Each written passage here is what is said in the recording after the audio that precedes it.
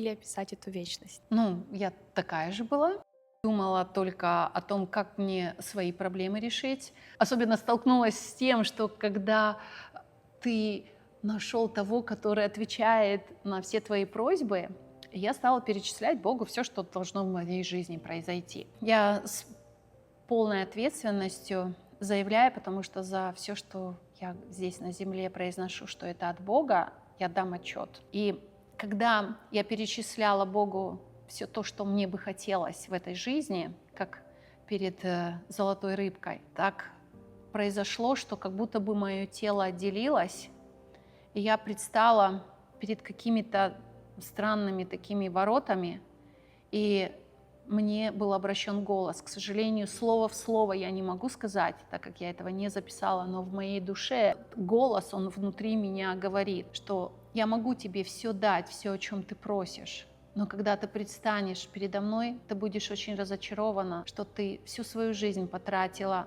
на саму себя. И ты всю вечность будешь сожалеть о том, что ты так провела жизнь. И я поняла, что это был вызов Бога, кому я посвящу свою жизнь. Либо на то, чтобы только вокруг себя плясать и своих желаний, либо вокруг Бога, угождая Ему. И вот в тот момент я сделала посвящение. И откровение о вечности, оно настолько меня заинтересовало. В самом начале пути мне пастор дал книгу, которая очень много во мне перевернула понимание этих моих молодых, юных лет. Передо мной раскрывалась дорога многих возможностей. Мне звали в московский цирк, где я могла работать ассистентом, ездить по загранице, и множество вариантов, которые позволяли как бы устраивать свою карьеру. Но спасибо Богу, что Он от многого уберег, и во многом это благодаря книге произведения Людмилы Плет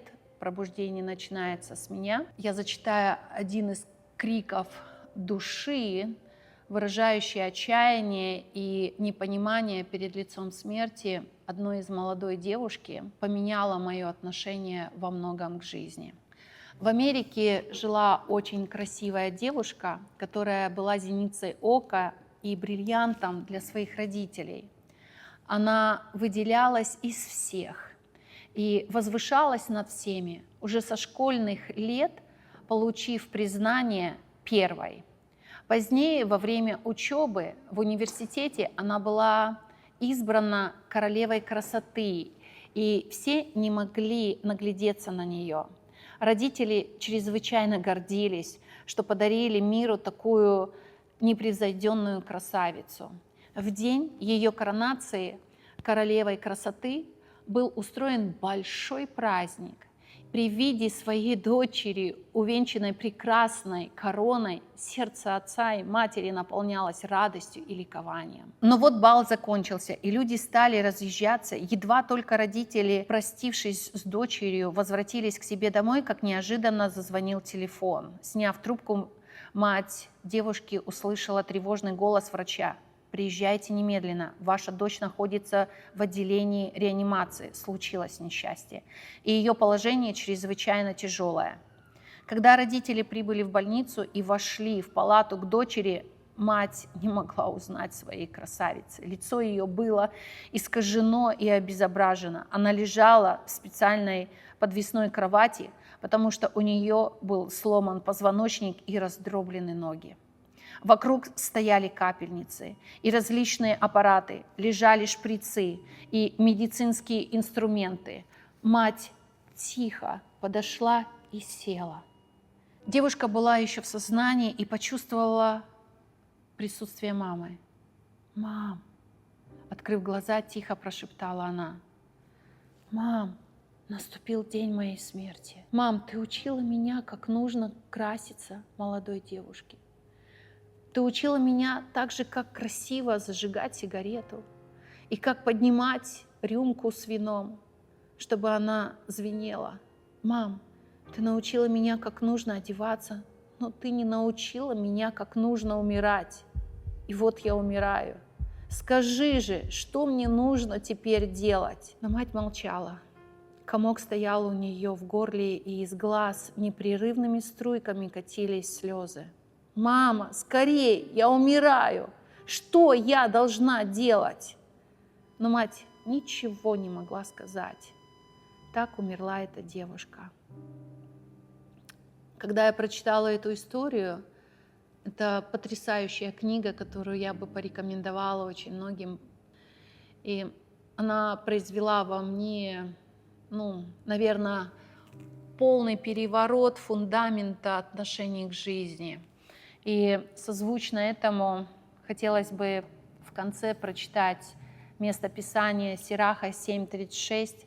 «Всегда помни о конце твоем, и вовек не согрешишь». Действительно, если мы бы каждый раз для себя осознавали, а вот он мой последний день, а что будет, когда я предстану пред Богом?